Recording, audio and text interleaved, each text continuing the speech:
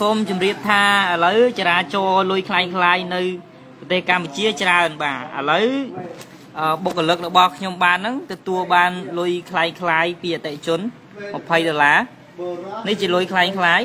សូមមើលលុយខ្លាំងៗហើយនេះជាលុយ$ពិតលុយ$ពិតវាមានខ្សែឆ្នោតឃើញទេនេះបងប្អូនមើលឆ្នោតនេះហើយវាផ្លេក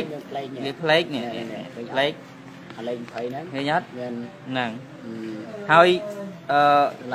ដុល្លារខ្លាំងនេះវាអត់មានខ្សែសយទេខ្សែសយខ្សែ$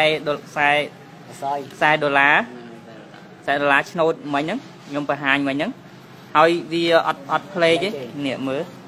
បងប្អូនមើលវាអត់ផ្លេកទេវាកាន់ទៅទូកហ្មងហើយមើលពណ៌វាក៏ខុសគ្នាដែរអរគុណសូមជួយ share និង like វីដេអូនេះផង